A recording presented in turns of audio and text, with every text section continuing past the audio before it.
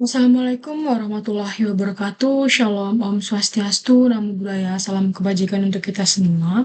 Sebelumnya, perkenalkan nama saya Mutiara Pradi dengan NPM B1A023379. Di sini saya akan memaparkan materi saya dari buku Hukum dan HAM.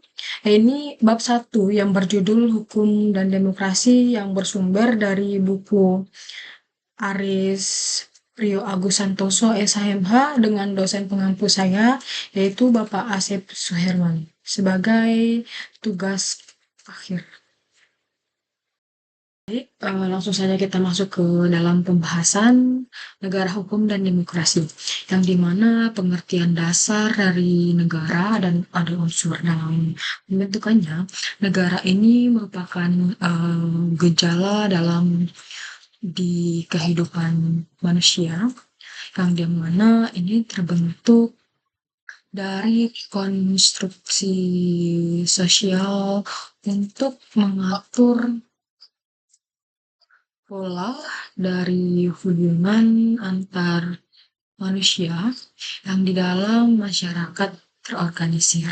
Nah, dengan maksud utama untuk memenuhi kepentingan dari bersama ini dan mencapai tujuan yang telah disepakati.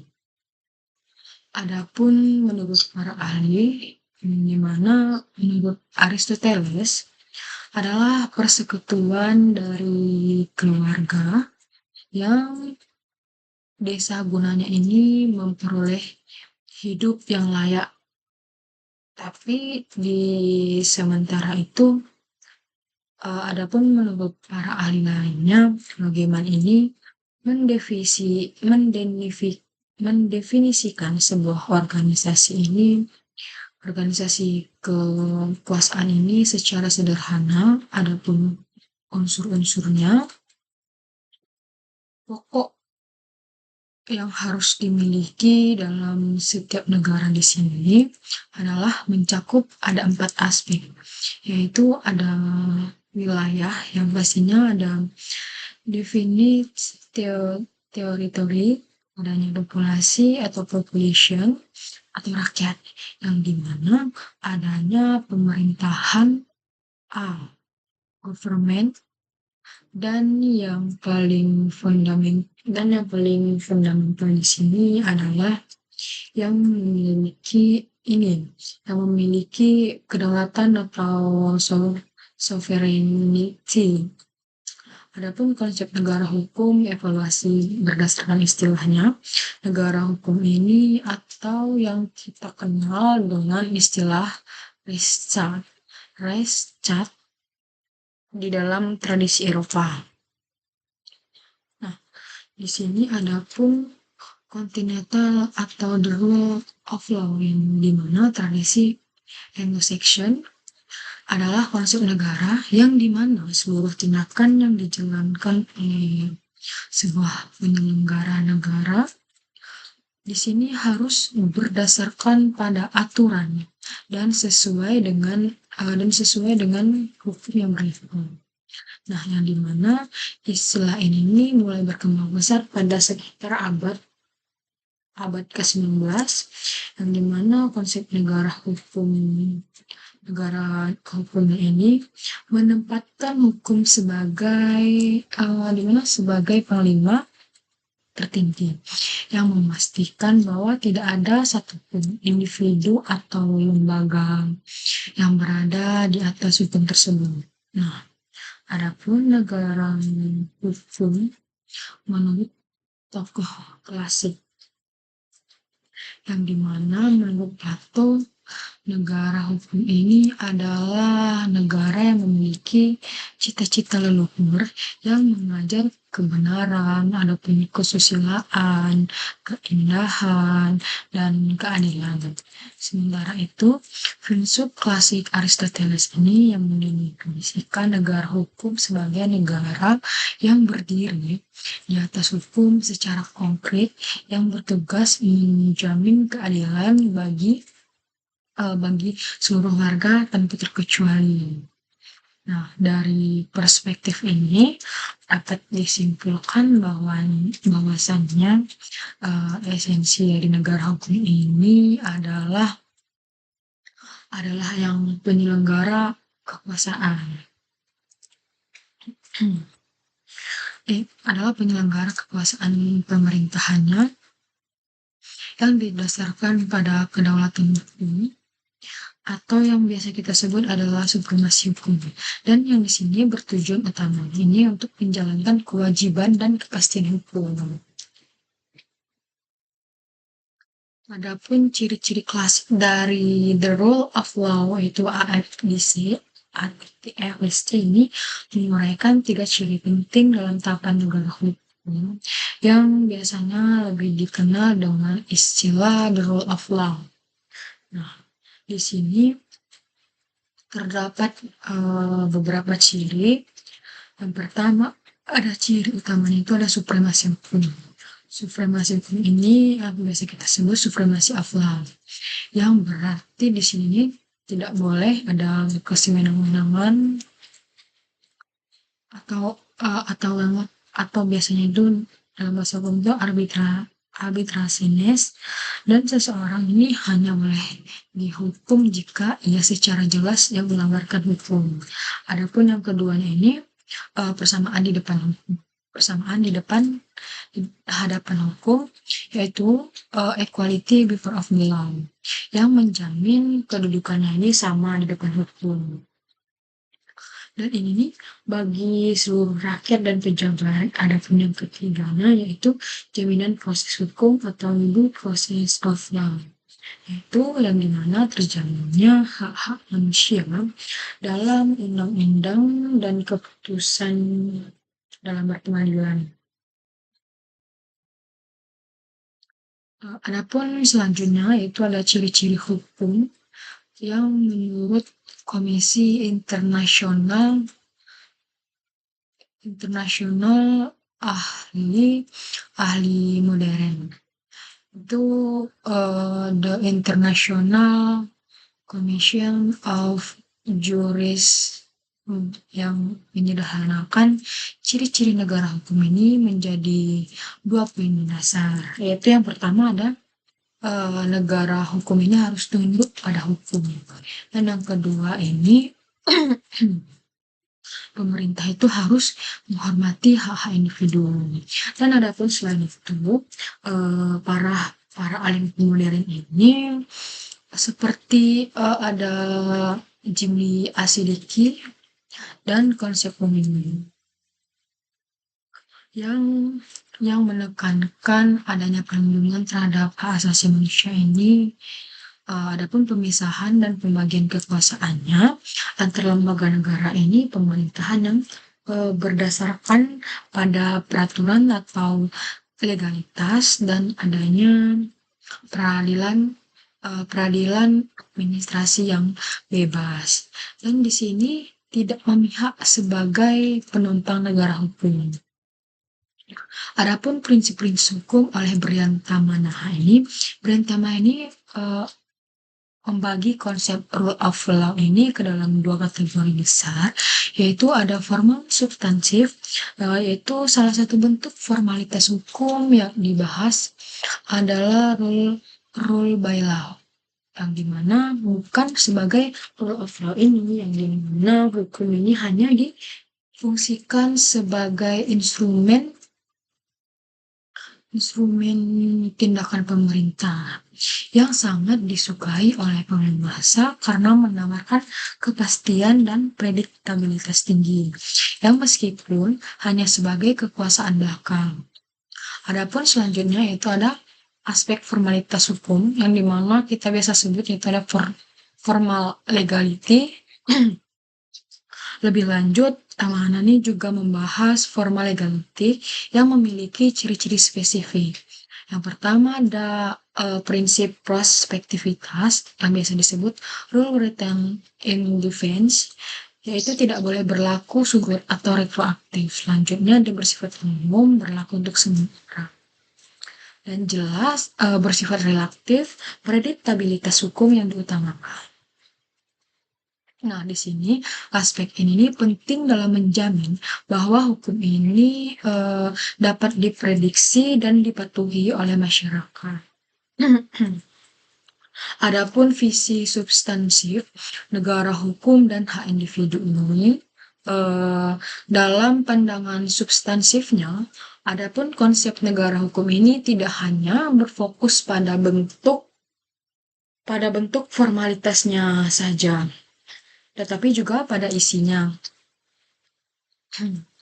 Adapun beberapa pandangan substansif yang menekankan bahwasanya pentingnya individual rights dan rights of dignity or justice yang menuntut agar hukum ini harus mencerminkan nilai-nilai kemanusiaan dan keadilan.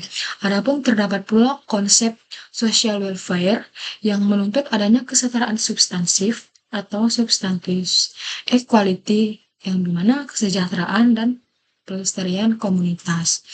Adapun prinsip hukum menurut Muhammad Tahir Azhari, yang dimana beliau ini mengambil inspirasi dari hukum Islam yang mengajukan pandangannya ini bahwa ciri-ciri demokrasi atau negara hukum yang baik itu mengandung 9 prinsip.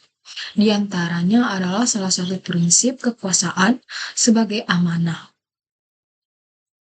Terus ada selanjutnya ada prinsip musyawarah, prinsip keadilan, prinsip persamaan, prinsip pengakuan, dan yang terakhir ada prinsip perlindungan terhadap hak-hak asasi manusia dan prinsip peradilan yang bebas. Konsep Indonesia ini sebagai negara hukum Pancasila, Indonesia ini memiliki karakteristik mandiri sebagai negara hukum, yang berarti penerapan konsep negara hukum ini harus disesuaikan dengan kondisi Indonesia yang dimana berlandaskan dengan Pancasila.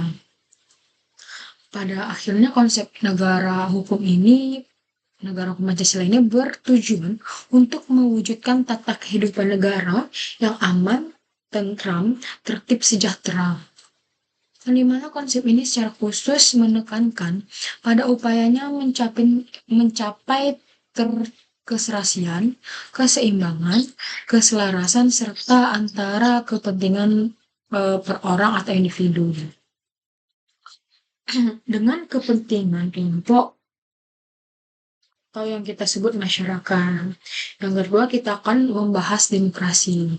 Demokrasi ini berasal dari bahasa Latin yaitu demos yang berarti rakyat dan kratein atau kratos yang berarti kekuasaan atau pemerintahan, yang berarti untuk pemerintah ini di mana semua warga negaranya ini yang di mana semua warga negaranya ini memiliki hak yang setara dalam pengambilan keputusan. Adapun prinsip dari demokrasi ini menurut Abraham Lincoln, yang berarti demokrasi ini adalah salah satu sistem pemerintahan yang diselenggarakan dari rakyat, oleh rakyat, dan untuk rakyat. Demokrasi ini menekankan bahwasannya sumber kedaulatan ini yang tertinggi berada pada tangan rakyat. Adapun bentuk-bentuk demokrasi berdasarkan proses dan substansinya, yang dimana demokrasi ini dapat diklasifikasikan berdasarkan bentuknya, yaitu demokrasi prosedural ini merujuk pada proses penyelenggaraan seperti pemilu, pilpres, dan demokrasi substansial ini yang merujuk pada wujud nilai-nilai demokrasi itu sendiri. Adapun contohnya misalkan perlindungan terhadap kaum minoritas dan kebebasan berpendapat. Adapun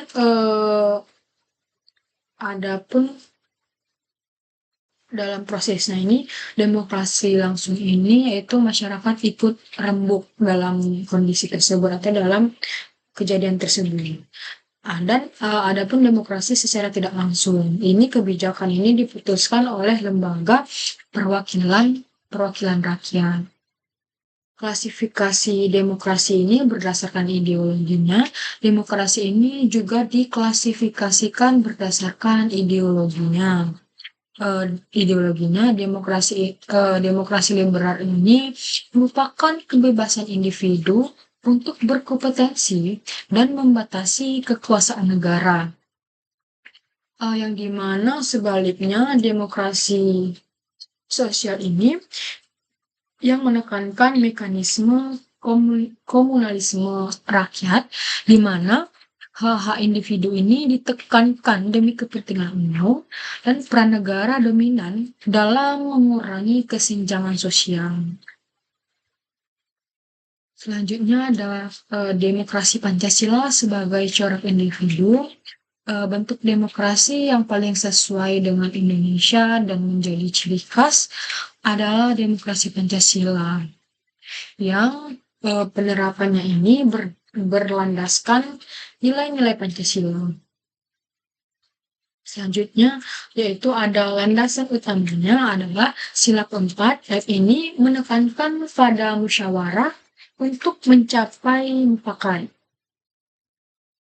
Demokrasi Pancasila ini adalah bentuk ideal yang berupaya menyimbangkan kebebasan individu seperti pada liberalisme dengan kepentingan umum, dan adapun keadilan sosial seperti pada sosialisme. Ya, ini semua dalam koridor ini nilai-nilai leluhur bangsa. Di sini adapun unsur penopang dari tegaknya demokrasi dan bersinergi dengan hukum. Selain negara hukum, adapun salah satu unsur penopang dari tegaknya demokrasi ini adalah adanya masyarakat madani ini, atau biasa kita sebut dengan civil society, yang dimana masyarakat madani ini adalah masyarakat yang terbuka, egaliter, dan bebas dari dominasi atau tekanan dari negara. Selanjutnya, adapun yang memiliki posisi signifikan dalam pembangunan demokrasi ini, yang melalui partisipasi aktif pengambilan keputusan dan demikian negara ini menyediakan kepastian dan perlindungan hak asasi manusia. Sementara demokrasi ini dengan dukungan masyarakat Mandani memastikan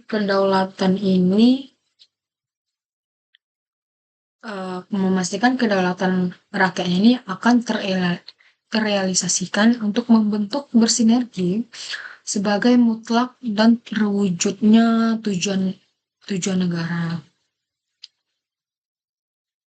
Terakhir ada kesimpulan negara hukum dan demokrasi, yang dimana yang pertama ini kesimpulannya terbagi menjadi 3. Yang pertama adalah sinergi pilar fundamental dalam negara hukum yang biasa kita sebut dengan the rule of law atau Rechtsstaat ini, yang dimana demokrasi ini adalah 2 pilar yang saling menguatkan dan mutlak untuk diperlukan tegaknya negara hukum yang adil,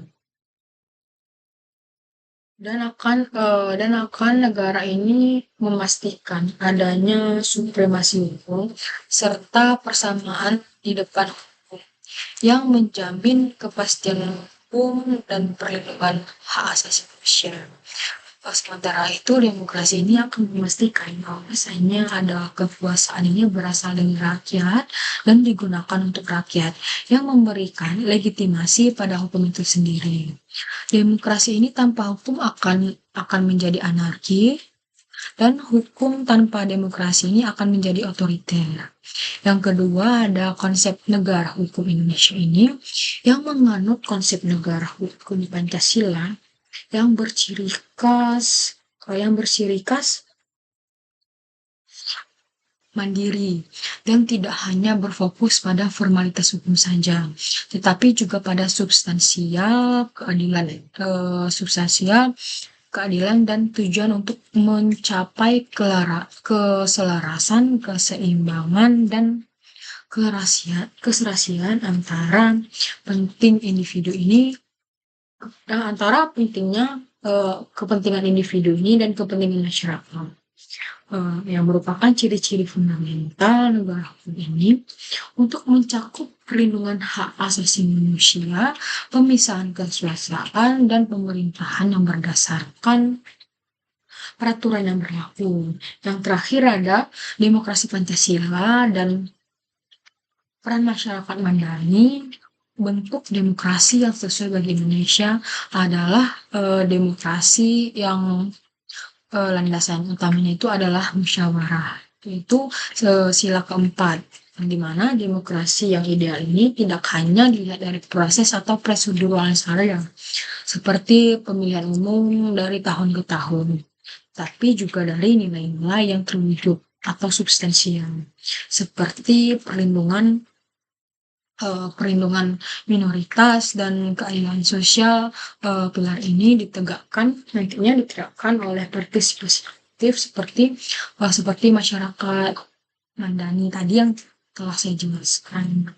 Itu adalah civil society, yaitu masyarakat yang bebas dan egaliter yang nantinya berperan aktif signifikan dalam proses pengambilan keputusan negara.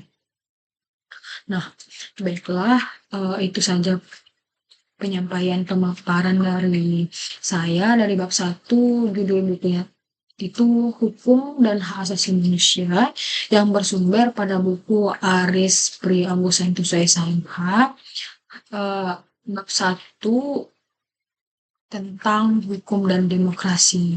Baiklah, itu saja pemaparan dari saya. Mohon maaf apabila ada kesalahan kata dalam pemaparan materi. Kepada Allah saya mohon maaf, dan saya akhiri. Wabillahi taufiq wal hidayah. Wassalamualaikum warahmatullahi wabarakatuh.